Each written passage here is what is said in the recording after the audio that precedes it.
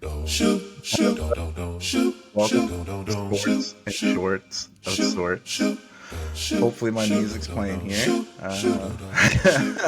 Been trying to get that theme song going, so hopefully it's playing for y'all right now. I don't hear it now, but yeah, been struggling with it. Hopefully it goes, but hey, we got her. But welcome guys, episode 32, Sports and Shorts of Sorts. I'm Ray Kay. Thanks for coming along. Let's get right into the jerseys. Number 32. This is a big one. This is a pretty big jersey number. First one I think of, some people consider him the GOAT. Some definitely think he's the best point guard over Steph Curry in the recent media talks. But I'm talking about Magic Johnson. A name where, it's kind of sad he didn't go in the porn with a name like that. But anyway, he was dynamic. Like the combination of Magic Johnson and Larry Bird, who will be in next episode, they kind of saved the NBA. The NBA was struggling. It was known as a league of fighters, drug users.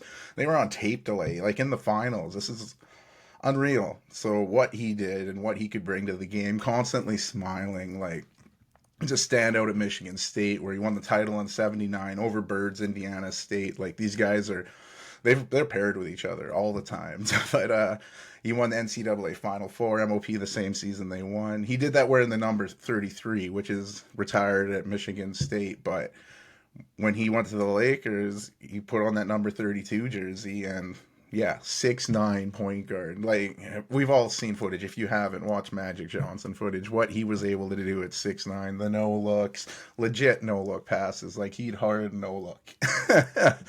And like, yeah, he'd go on to win 5 NBA titles with the Lakers. That 1980 title, sorry, his rookie year really showed what he was capable of. His rookie year, Kareem Abdul-Jabbar, he went down with an injury against the 76ers. Things looked to go Phillies' way. Then Magic Johnson put one of the best games ever, and like especially for a rookie, as I'm emphasizing, with their captain out. This rookie point guard started at center. Granted, he was 6'9", but he'd end up playing all 5 different positions during the game, going for 42 points, 15 rebounds, and 7 assists. Insane. A rookie in the finals.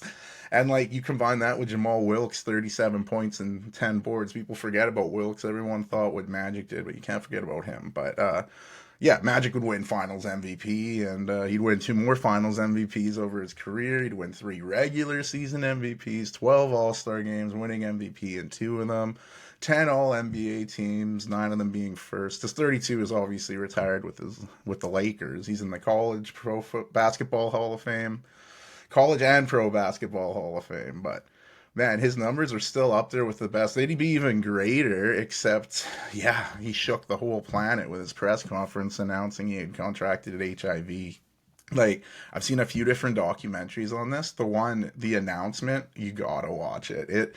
Like, you almost get goosebumps. You feel like you were there, because this is before cell phones and everything. Like, people had to watch this press conference for the news, and yeah, it was wild, but like a lot of people supported him, but a lot of people like Karl Malone, they were like, I'm not playing against him, risk of contamination, I don't want to get this. So he'd have to like, he'd be forced to retire. And he would get another chance though. He joined the Dream Team. We've all heard of the 92 Dream Team, the traveling circus that has helped grow the game of basketball. So Magic Johnson's done it all. Like he's an owner now. He's a part owner of the Dodgers, the LA Sparks, the LAFC. He joined Josh Harris's group with the Washington Commanders. So everything he touches turns into gold. And he's lived this long dealing with HIV, losing friends.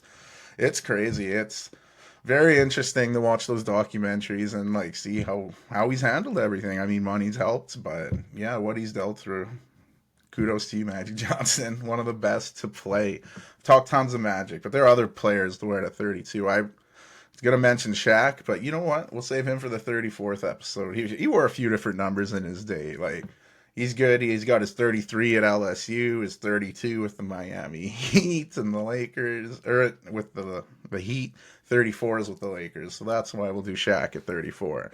But sticking with 32, a teammate of Shaq, a teammate of Magic Johnson on the Dream Team, 3rd all-time in points. I'm talking the mailman, Karl Malone, the guy who didn't want to play with Magic Johnson because of his HIV, but the mailman, he delivered. 13th pick in the draft. He was at Louisiana Tech where his 32 is retired, and Stockton Malone, that would be one of the most popular phrases in the 90s. Their pick and roll was phenomenal. You'd have Malone rolling to the hoop, getting fouled for an and one, or he'd stop around the elbow and hit that lethal jump shot. So they were dynamic. One of the best teams in the late 80s, early 90s, like even throughout the 90s. But the problem is they'd face Michael Jordan in the finals twice. And we know what MJ is. He's a straight up killer and kept them away from winning titles. But his personal accolades are amazing. 14 All-Star games, 14 All-NBA, MVP of the league twice, 2 All-Star game MVPs. Like I said, he made it to back-to-back finals until he bumped into Jordan. But then he did jump ship because he spent his whole career with Utah. He did jump ship with Gary Payton to join, the Lakers. They just won 3 in a row, and Kobe and Shaq looked like the thing. They started the season great, 18-3. Then Malone suffered like the only major knee injury of his career, but he'd come back and that Laker team would meet the Pistons in the final, and we all know what happened there. The Pistons would ruin ruin the chance of a 4-peat, I guess. But yeah, Malone, he was a big part of that, and like I said, he didn't like the stuff with Magic Johnson, the HIV, but that wasn't the only thing that he was called out for. He had 2 kids at 17 with another 17-year-old. But what happened later in life? He was 20, and he had a kid with a 13-year-old. A little troubling. Like, I don't think you could talk about that nowadays. Look at the whole thing with Wander Franco and the Tampa Bay Rays. He might have allegedly fathered a child with a 14-year-old mother, much like a year younger than what Karl Malone did, but it happened so long ago people forget. And it's the terrible sports way of talent versus personality, right? If you've had, okay, he's the 3rd best scorer of all time, we'll just hide the fact he had a kid with a 14-year-old. It's weird. Sports washing, I guess? I don't know. But we'll stick with the power forward position. We'll go one of the best low post players that'll ever lace him up. Kevin McHale, Boston Celtic legend. He wore number 44 at the University of Minnesota, but he wore his 32 entire career in Celtic green, where his number is retired by the Celtics. And anytime your number is retired with the Celtics, it's a pretty big deal. Won 3 titles with the Celtics Big 3, which included Larry Bird, who's getting a lot of talk on this, and Robert Parrish. But McHale made 7 All-Star games, 6 all-defensive teams. He was 2-time 6th man of the year earlier in his career before moving to the starting lineup. You just couldn't keep him on the bench anymore. Excuse me. But yeah, he's done pretty well as a coach with Houston and Minnesota as well. One of Kevin McHale's teammates later in his career, I have to mention the larger-than-life figure known as Bill Walton. Bill Walton is crazy. Like, he's got a good documentary, a 30 for 30 right now, called The Luckiest Guy in the World. It's great. I recommend it. But, he's in the Hall of Fame. His numbers don't scream Hall of Fame, but he's in the college and pro Hall of Fame. What he did in UCLA is ridiculous. 3-time college player of the year, 2 Final Four MLPs, and 2 national championships. The way he didn't win that 3rd one is pretty wild. North Carolina State beat them in the Final Four in one of the biggest upsets in basketball history. UCLA had won 39 in a row, 39 consecutive tournament games going into there before falling to the Wolfpack. And NC State would go on to win the title that year with David Thompson, but Walton's legacy at UCLA is amazing. His number 32 is retired there. He'd go number 1 overall to the Trailblazers, but he'd have constant foot trouble. When he was on the floor, boom, Hall of Famer, but it was hard getting him on the floor. When he was consistent on the floor with Portland, boom, went to the finals, won finals MVP. The Trailblazers won the title. When he was on the floor, phenomenal, but it was just hard keeping him on the floor. His 32's retired in Portland because, boom, you won him a title. He'd leave Portland to go to San Diego for some big money, but he couldn't stay on the court. It was tough to see, and he thought of leaving the game, and then he got a call from Red Auerbach and the Celtics. He convinced them to come back. He convinced the team to take on a guy like this. He'd back up Robert Parrish and Kevin McHale, who I mentioned earlier, and they'd have one of the best front courts ever.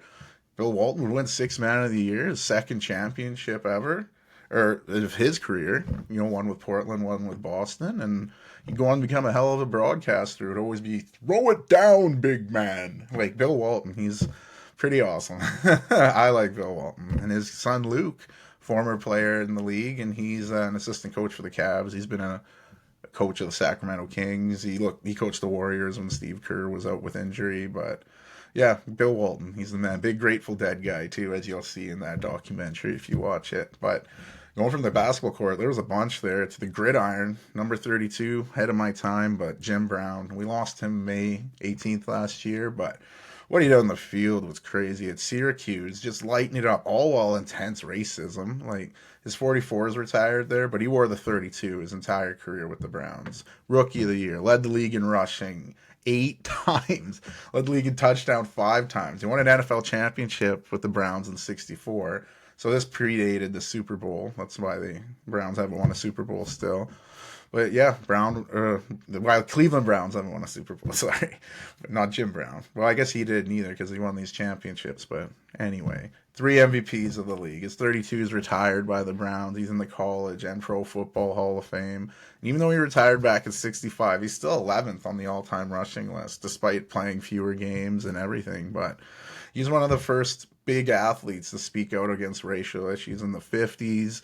He was prominent in the African American Cleveland Summit, with Bill Russell, Kareem Abdul-Jabbar, Carl Stokes, a meeting with Muhammad Ali with the intention of convincing the four to rally behind and help Ali's causes of civil rights. Like, huge deal. What this guy did for people of his color is amazing. Like, and it even found out in 2003, declassified FBI files showed the U.S. Secret Service were monitoring Jim Brown and like looking into him to try to see, what is he up to? As most people in civil rights days went to, they were just trying to do things for their people, and they were being watched for it.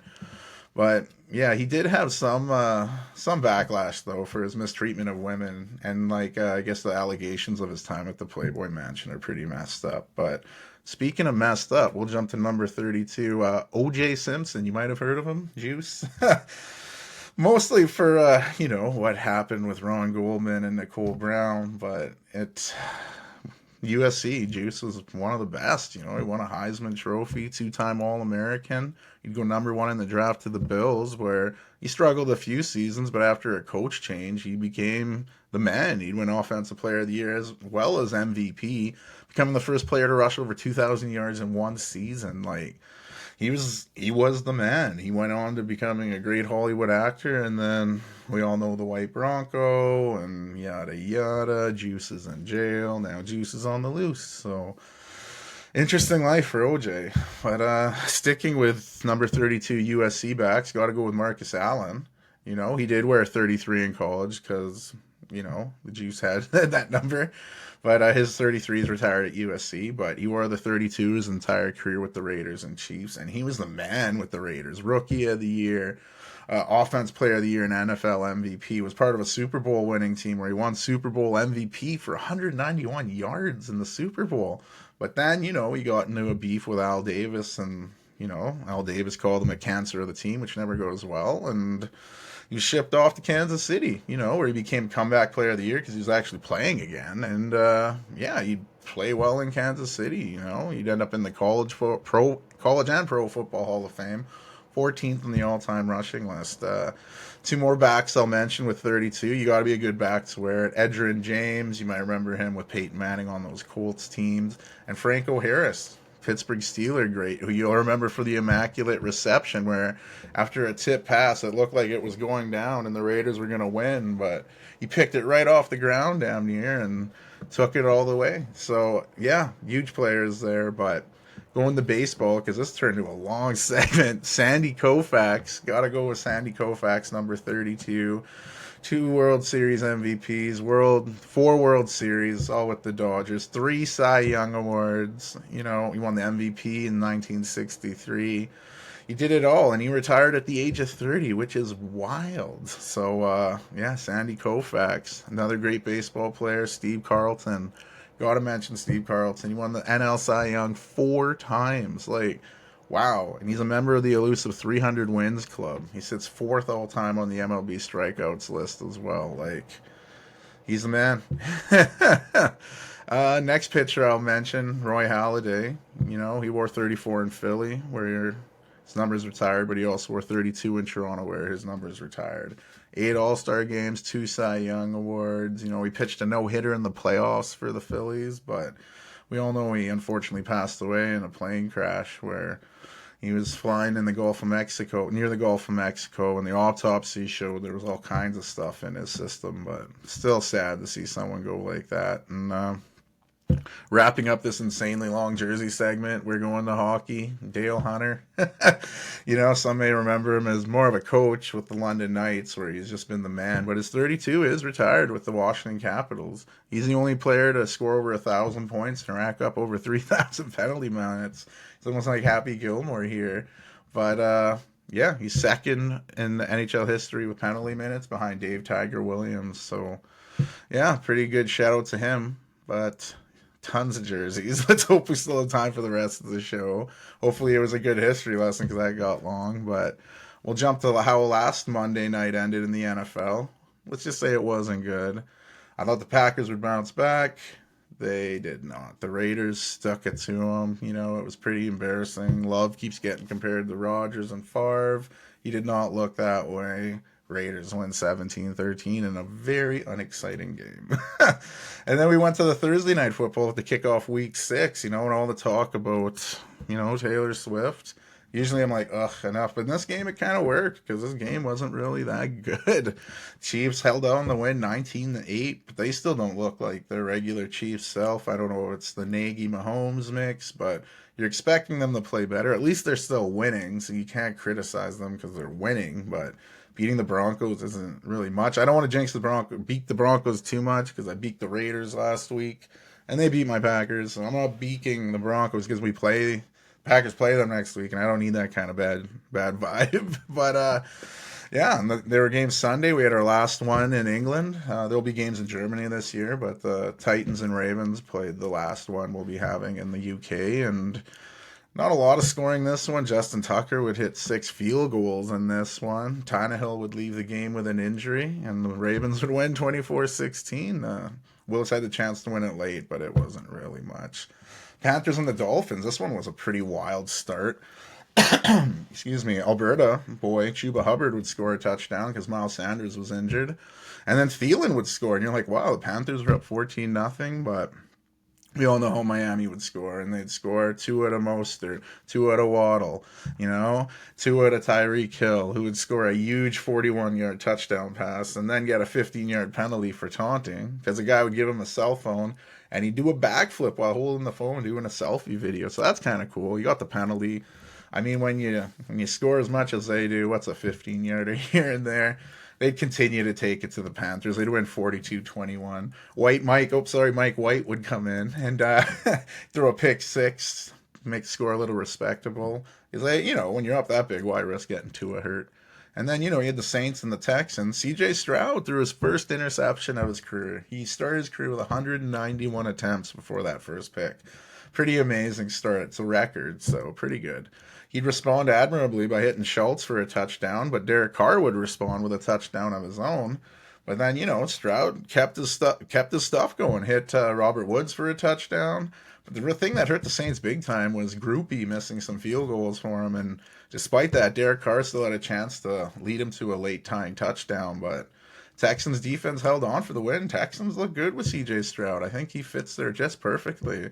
Then you had the Commanders and the Falcons. We all know Desmond Ridder at home. He just doesn't lose. And the way he started, hitting Pitts for a touchdown, you thought, hey, maybe things will go good. But Sam Howell bounced back from a terrible week last week, throwing 3 touchdowns, looking like the man. Big man for the Falcons, Calais Campbell, got his 100th sack of his career and proceeded to do the Dirty Bird, the Dirty Bird, the classic Jamal Anderson. Oh, yeah, we're flapping. And, but Desmond Ridder, at home, he led a little bit of a comeback. But, this is the Desmond Ridder we see on the road, throwing an interception that cinched the game. It felt like the Falcons kept getting chances to tie this, and Ridder would just keep blowing it. It was weird. That's what you expect of him on the road, not at home. But Colts and Jaguars, Gardner Minshew was starting because Anthony Richardson, they fear he might miss the whole year with that shoulder injury.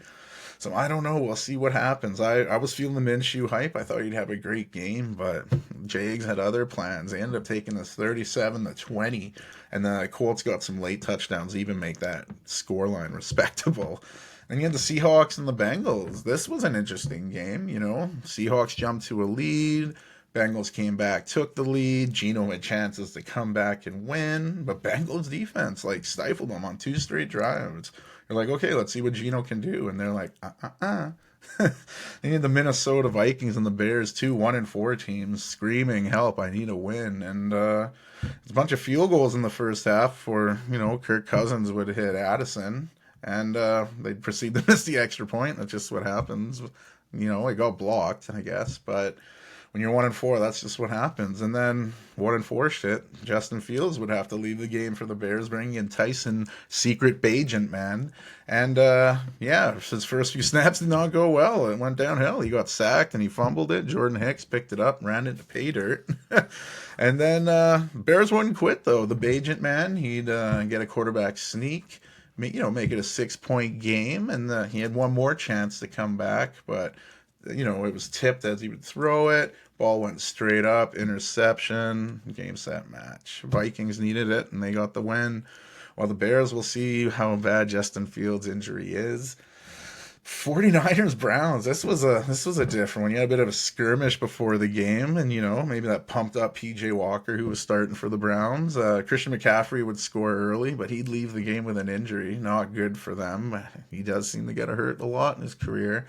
And Kareem Hunt would make things interesting, getting a touchdown of his own. And then they'd intercept Brock Purdy, his first interception of the year. And maybe we were hyping Brock Purdy a little too much here. Maybe we got to pump the brakes on that. He looked very pedestrian in this game. I know that defensive line of the Browns, it can be game-changing, and we saw what they can do when those linemen get loose. But, Walker would throw a big pick that would lead to a Mason rushing touchdown. We know McCaffrey was out. Debo was also out of this game. But, the 49ers looked like they were stopping the Browns. But each time they did, they'd get an outrageous call on some of these calls.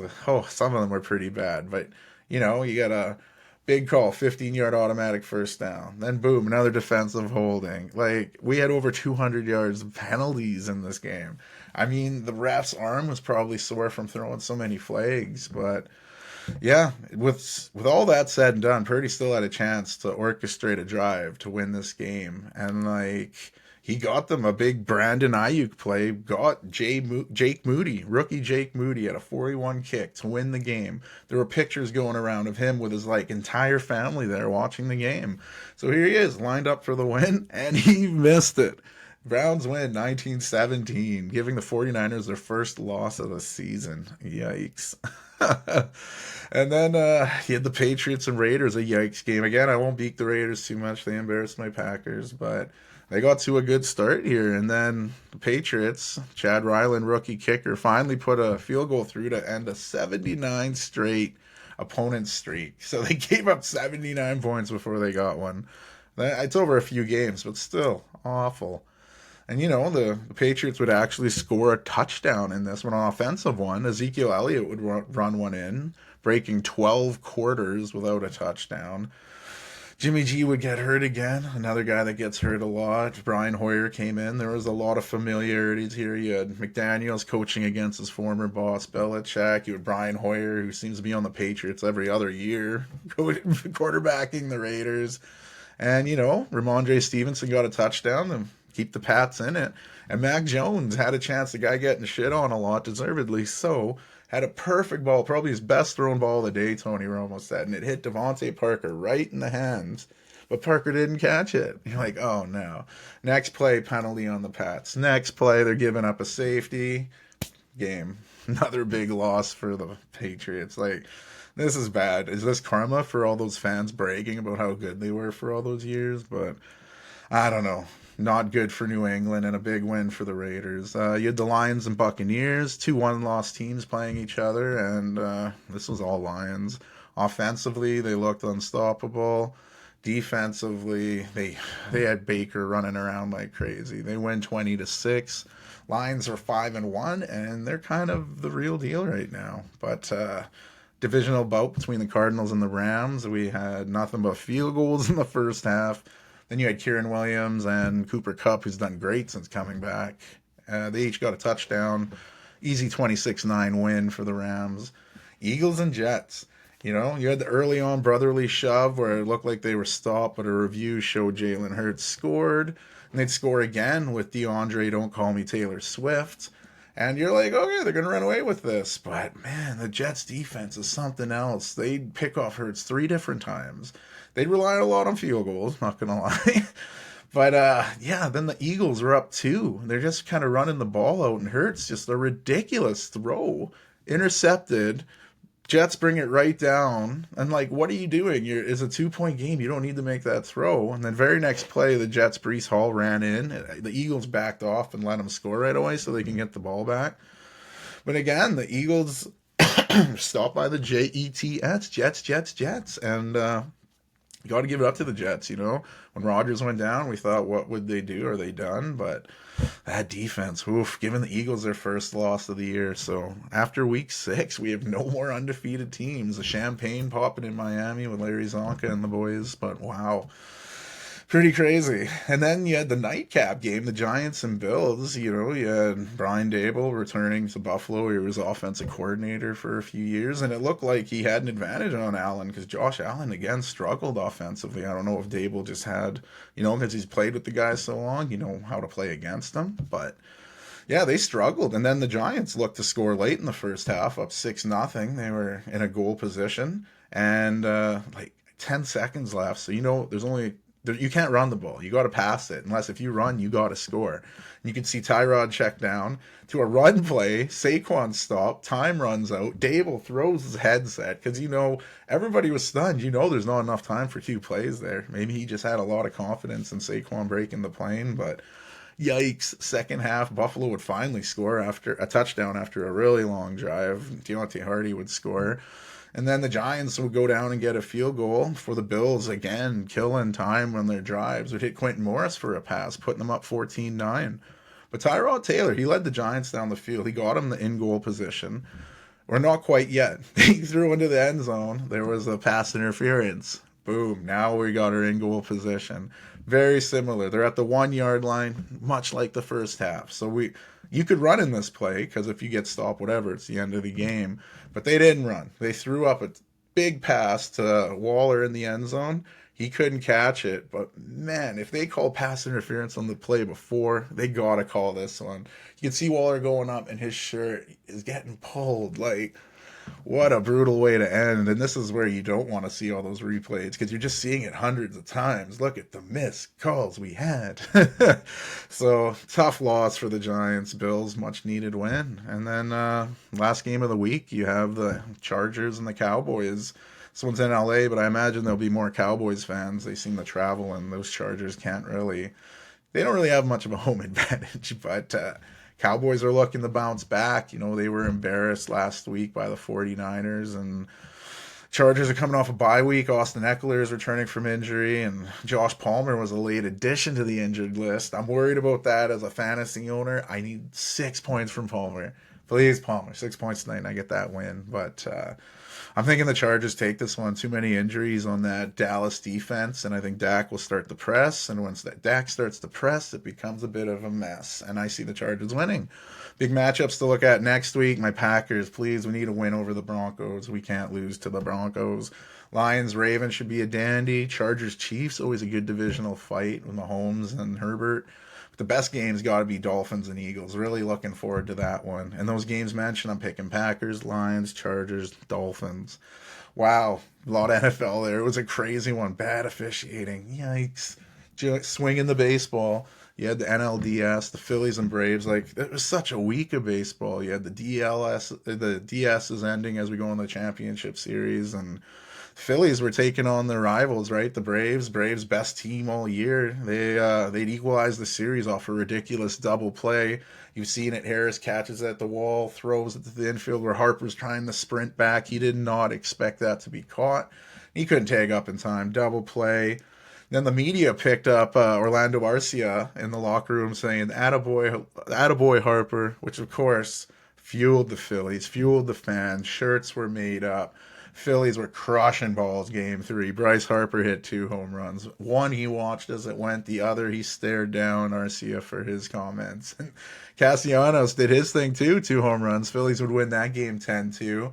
setting up a must-win for the Braves, and Austin Riley would hit a home run. You think they'd be good? Well, till Nick Castellanos would get another 2 home runs in back-to-back games. First person in MLB history with multiple home runs in back-to-back postseason games. And you know how old baseball history is, so that's an amazing stat there. And the Braves, last out of the year, would come down to Vaughn Grissom, and he would strike out.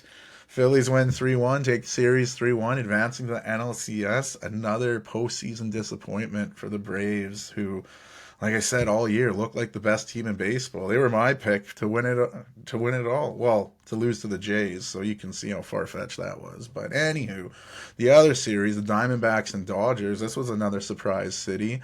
We had one game last week because the Diamondbacks were leading 2-0. And they went to the desert, and they took Lance Lynn yard 4 times in 1 inning. We knew Lance Lynn is the guy that gives up home runs, and I don't know what the Dodgers were expecting, but yeah, 4 home runs in 1 inning, another first in MLB history. And, the Dodgers tried to come back, but they lose 4-2, swept by the team that, they were 16 ahead. They had a 16-game advantage over the Diamondbacks in the NL West, the division they won, but suspect pitching and Mookie Betts and Freddie Freeman going 1 for 21. It's a bad combination. So Monday evening, you got game 1 of the NLCS, the Arizona Diamondbacks and Philadelphia Phillies. Tell me if you had that one, because I didn't. Now going to AL, we'll mention the Orioles because they had the one game that week, and I did get this right. I figured that young team, as amazing as their season was, would struggle in the postseason, and they proceeded to get swept by the Rangers. So the Rangers moved on to the ALCS, and it was announced Max Scherzer will be available. He's on the roster. The other series was the Astros and the Twins, and this was all tied up going into Minnesota. But Bregman and Yordan Alvarez would lead the way for the Astros, and Jose Abreu's bat suddenly woke up. He'd get 2 home runs in that game. Game 4, another Jose Abreu home run and a Michael Brantley bomb would give the Astros the lead, and they'd take the series 3-1, setting up an all-Texas affair in the championship series. And they got right to it. Sunday, we had our first game. You had Justin Verlander going out for the Astros, while Jordan Montgomery for the Rangers. And it was a pretty good pitcher matchup. Carter would get a double before Jonah Heim would bring him home in an RBI. And then the 5th inning, Tavares would hit a solo bomb off Verlander. And that was it for the scoring. Both pitchers did pretty well. Montgomery's been a stud since coming from St. Louis. I didn't think that'd be that big of a deal. But got to give a shout out to Around the Horn, Tinsley. Justin Tinsley said that would be a huge trade. He called that. Jordan Montgomery has been everything and above for the Rangers. So what a pickup that was. It looks like game 2 is going down Monday afternoon. Tough one for people that have to work. But anyway, yeah, it looks like Evaldi's going for the Rangers while the Astros are going with Valdez. Should be another great game. I'm thinking the Astros even this one up. But we'll find out. And I guess I didn't say who I'd pick in the NLCS. I've doubted the Diamondbacks all year, and I will continue to doubt them. I'm picking the Phillies to go to the World Series. Phillies, Rangers, World Series. Let's see. NHL's back, right? We had some pretty, I don't think the best news before the season started. The banning of Pride tape. I don't understand. If you don't want to wear it, that's cool. If you don't want to wear the tape, that's cool, but now you're banning it altogether. And it wasn't just that. They're banning, Black History Night, Hockey Fights Cancer Night, Military Night. Anything that you want to wear on the ice to represent anything is banned. They're doing this is why we can't have nice things and saying nobody gets anything, which I feel is a little whack. It's not a good way to bring inclusion into the league by getting these minority groups and just saying, you know what, we're not going to show shit. So I don't know. There's already been some kickback. Many stars have contacted the founder of Pride Tape, and they've been ordering it by the bunches. So we'll see what happens. Some players are planning off-ice community inclusion events, trying to get people involved that way, or even just trying to curb homophobic language in the locker room anyway to try to bring people to the ice. Because really that's what it's about. Everybody deserves a right to play sports, just... Let's let people play. And if you don't want to rock that shit, that's cool, I don't see a big reason why it would bother people, but it does. And, if you don't want to have Pride tape on your stick, so be it. But I don't think that everybody should not be allowed to use it. But again, it's one person or 2 people don't like it, take it all away. We'll see what happens. We'll see how what the players do and what the league does to respond to the players' acting out, I guess. We'll see. But there were games being played, and there were some dandies. It was exciting to finally see Connor Bedard in the pros. He got an assist his first game, going up against Sidney Crosby. He got a goal in his second games. Like they look like a team that may struggle this year, but they'll be fun to watch, and they're gonna grow and get better as the season goes. The Leafs and Canadians had a great start, like thrilling game. Austin Matthews got a hat trick on their comeback. The Leafs won in a shootout. You had the Oilers, who everyone's talking, this is the year they're going to win the cup. They got embarrassed in Vancouver, where Brock Boeser would score 4 goals for the Canucks as they won 8-1. Yikes. And I know there's only been a few games played, very small sample size. Like one night, my Flyers, I'm jumping back, I can say my Flyers, even though I haven't watched hockey much lately. I cheered for them as a pup. But yeah, first game they looked great. Next game against Senators, they looked like a minor league team, but it's early, My wife's Senators got a win. They probably needed one too. They actually look pretty good. But like I said, it's super early, overreaction city. And I didn't even make any real predictions last episode. I had some questions. I said, will Vegas repeat? And I know it's early, but I think they will. They look fucking good, and I think they're going to repeat. First back-to-back winner since 2021. Lightning. Long time ago, I know. Hart Trophy, I'm going to go with Nathan McKinnon, the Avalanche. Norris Trophy, his teammate, Cale Makar. Vezina to Aiden Hill on those nights. And let's get wild with it. Coach of the Year, Vancouver's Rick Tocchet. See if they have a really good year, or if, I'm just overreacting. But like old Coach Don said, keep your stick on the ice and let's watch some hockey.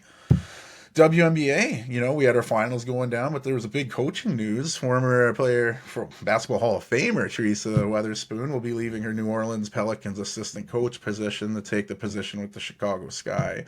It'll be good to see what Kalea Copper will do under her. I'm thinking they'll be in the playoffs next year. They just missed out this year. And yeah, we had some finals. They've really spread this one out. On Wednesday, you had game 2 in Vegas, and everyone's like, oh, well, how are the Liberty going to act, after that game 1? And it was not good. Aces jumped out early. It was like 17-2 to start, 38-19 first quarter. And, the Liberty tried to make runs here and there, but you knew they weren't coming back. This was all aces and Olay defense by the Liberty, just letting everyone go by. And Asia Wilson was a beast inside. Again, missing posters of Brianna Stewart. Where are you? Because Jonquel Jones looks like the Liberty's MVP in this series. But Sunday, we'd have game 3, and Liberty, this is time to show up. Otherwise, series is over. And they came out. Sabrina Ionescu, she's been struggling all series. And she came out and hit 3 big threes early. And as well as they played, the Aces were right there. It was 3-point game after one. And battle continued, 3-point game at halftime. Kelsey Plum was really carrying the Aces. Asia Wilson was struggling this one. Jonquel Jones was, like I said, I don't know why she's not getting more talk. She's been doing it all for the Liberty. And in the fourth quarter, Brianna Stewart showed up. Liberty went on a run. They did what they had to do. But again, Jonquel finishing with 28 points, 8 boards, 3 blocks. Like I said, Asia struggled. Finished with 16 and 11. That's not good enough for her. Plum carried the team with 29. But Liberty take the win, 87-73, staying alive, setting up a game 4 on Wednesday. But the big thing could be Chelsea Gray. She got picked up an injury late in that game, and if she's missing for the Aces, I think we're going to have a game 5 to decide the finals, which is what I hope for, but we'll see what happens. They also announced the all-WNBA team. You had no surprises here. Brianna Stewart, Asia Wilson, the 2 players in the final there. Alyssa Thomas of the Sun, Nafisa Collier of the Lynx, and Satu Sabale of the Dallas Wings. And then the second team consisted of Nneka Ogwumike of the Sparks. I always get her name wrong. Jewel Lloyd of the Storm. Ionescu. That one surprised me a bit. She gets a lot of pub. And Jackie Young and Chelsea Gray. So out of the 10 players on these teams, you got, 2? You got 5. Half of them are in the finals. So those players are important. And sticking with women crushing it in sports, you had the Shriners Children's Open in the PGA. And this got a little more coverage because Lexi Thompson, the women golfer, was playing. 28-year-old became the 7th woman to play on the PGA Tour. She hit a 73 and 69, respectively, but just missed out on the cut by 3 shots. Gutsy performance doing that. And, yeah, well done on her. Well done for sure. The winner of the tournament was South Korean Tom Kim, who took the victory. But good on ya. College football. Geez, this was slithering onto your screens all week. Thursday you had a game with a much wilder ending than the Kansas City Denver game. You had the Houston Cougars hosting West Virginia, and they won on a Hail Mary. Ball went up in the air, and all you could hear was Tom Jackson, like everybody says on NFL primetime, knock the ball down. No one knocked the ball, pinned up in the air. They got the win. So, wow, that was something else. Big win for them. On Friday night, you had some big games. Dion's University of Colorado leading Stanford 29-0 at halftime. But it's a game, two halves, right? And in the second half, wide receiver Alec Ayaminer, two touchdown catches of 97 yards and 60 yards. And he was doing these against Travis Hunter, who everyone's talking about on the Colorado side. He returned from missing 3 games with a lacerated liver, and he was scoring touchdowns. He was making big plays. Defensively, not so much, but offensively, he was doing what he needed to. This game would go to overtime. Colorado would score first, and then Io Manor, he mossed Travis Hunter when he caught the ball. And when you Randy Moss them is when you jump up and you catch the ball like over their head. It's like dunking on someone in football. You call it mossing someone. But anyway, he mossed Travis Hunter and proceeded to drag him into the end zone like a lion with a gazelle in the Serengeti, and he pulled him into the end zone. And then the next drive, Sanders would throw an interception, Shedeur Sanders, and setting up Joshua Carty, who had hit a field goal to send it to OT. Now he hit a field goal to win the game, giving Stanford their second win of the season. Colorado drops to 4-3.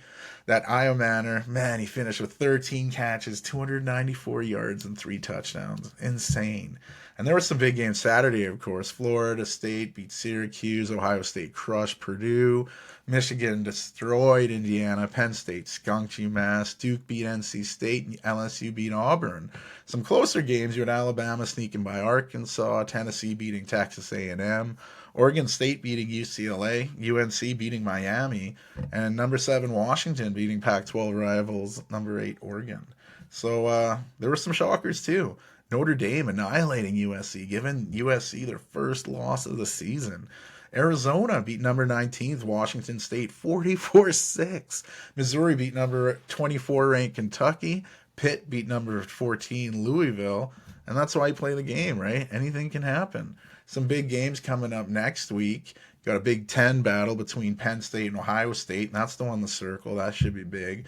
Pac-12 fight between Washington State and Oregon. They're both looking to avenge surprising losses. Well, Oregon and Washington isn't that big of a surprise, but you have an SEC battle between Tennessee and Alabama. These are always great games. And then you have another great Pac-12 matchup with Utah and USC.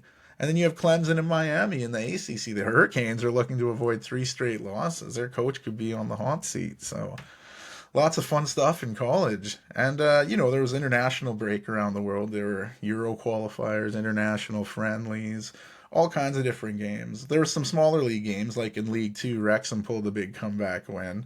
You might want to check highlights on that one. That one was fun. But an international was Canada and Japan, and Mauro Biello he's the interim manager after John Herdman jumped shift to Toronto FC in the MLS, and his first match did not start the way it wanted. Not even 90 seconds into the game, Japan would go ahead. But Canada would get a penalty 20 minutes later-ish, only for Jonathan David to get stopped.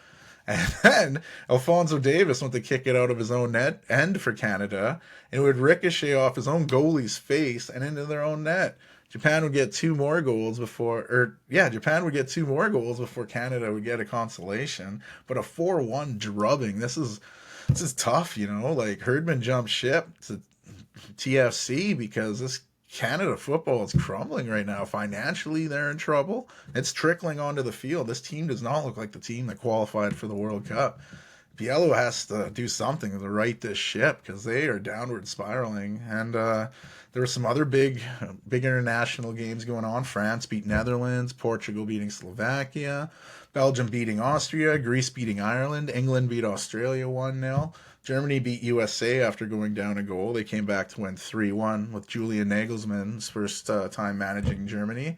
And Mexico beat Ghana. Wales surprisingly beat Croatia. And Spain beat Norway. So Spain's going to the Euros. Scotland's going to the Euros. Erling Haaland's Norway, not so much. They were knocked out of qualifying for the European competition. The MLS is wrapping up. Last regular season games go down next Saturday. That'll dictate who's in the playoffs, and we'll kind of make picks on who's going to win the MLS Cup. Don't want to be expecting to see Messi. His Inter Miami was eliminated a while ago. You had week 19 in the CFL. BC Lions won a tight one against the Ticats, 33-30. The Riders lose their sixth in a row to the Stampeders now, 26-19. Yikes. Alouettes beat the Elks 35-21, and Toronto crushed Ottawa 40-27. 2 more weeks left in that regular season in the CFL, and I'm chomping at the bit to talk about the NBA, but it's still preseason. The season will commence after next episode, so I'll do a little more of a preview. But man, seeing what Victor Wembanyama's doing in San Antonio, and then you got that dynamic duo in Milwaukee of Lillard and Antetokounmpo, like there's so much going on. The Lakers look like, I don't know. I think the Lakers, can they surprise a team with Antonio or with Davis and LeBron James? Like, I don't think they're really going to surprise anyone, but man, they got depth now. And Jackson Hayes is dunking on everybody in preseason. But again, it's preseason. I don't want to get too tied up in that. But yeah, we'll jump to the short because it's been a wild week of sports. And like one thing that jumped out to me, I mentioned it earlier, is the officiating, especially in the NFL games. Like what? I know it's not an easy gig, but it made me thought of, my younger days, 11, 12 years old, my dad, I mentioned him on this show a lot, love Dan. He became a high school football referee, Carleton High School in Prince Albert, another shout out, I guess. Yeah, he was a linesman there. He did all the training, became that. That was my first job. I became a ball boy. I got to live the dream, catching the ball as they kicked extra points or field goals. I'd run it out to an official. Or when there was a kickoff, I'd get to run out and grab the orange tee from where they kicked. And I always imagined like someone would break a tackle, and as I'm grabbing the tee, I'd be like, oh, would I make a sick tackle at 11 years old and go pro? The movie Rookie of the Year was a big influence in my life, so I think that's why that happened. But yeah, the referee world, I got to see my dad up close, get yelled at all the coaches. One game, the play was going to the sideline, and man, he got taken out like at the leg, and my dad's had knee problems, but he got taken out. He got up, he made the call, and playing it off, limping a bit, and he's running. I'm like, man, that is awesome. Look how he didn't even feel that. Then after the game, we get in the car, and my dad's like, ah, and I was like, oh, okay, that's what hiding pain looks like. Because yeah, he got taken out pretty good, but man, I bet the Giants were wishing to do that to some of the refs after their game. But officials are important in sports. We got to be respectful to them, but they also need accountability. And like, not all my exchanges, the refs are good. I have to give out a situation here. This one was at Saskatoon Christian Center Academy. This school has not been getting good publicity lately for all the wrong reasons. Like some shit went down there, but this was just the game. I think it was a SMBA game, and we were playing and getting our butts kicked, and I picked up a questionable foul, let the ref know about it, dropped an F-bomb, which is a no-no, especially in a Christian school. Maybe not that school considering what happened there, but yeah, getting tossed out of the game. I didn't get that very often. I was in a Rasheed Wallace, but sometimes you gotta say, fuck it, the ref, you fucked up. No, maybe you shouldn't. Don't say that to the ref, but yeah, those are my shorts. Dad getting taken out as a ref, and me basically telling a ref to fuck off at a Christian school. But it's the way the cookie crumbles sometimes. And before I end this episode here, just gotta, send love and hope to everyone involved with Gaza right now. It's pretty fucked up. You have 2 groups of people thinking they're entitled to the same piece of land, and all you're having is innocent people die in the process of it. Hamas going after civilians is awful. Israeli government doing what they're doing to civilians is awful. This is a lose-lose situation. I don't know much about it. That's my take on it. I hope things get fixed, but that's really all I got is hope, because that's some scary shit, man. But thanks for coming out again. Let's see if my music's playing. I'm trying it again. But yeah, another one. It's in the books here, guys. Sports. Sports.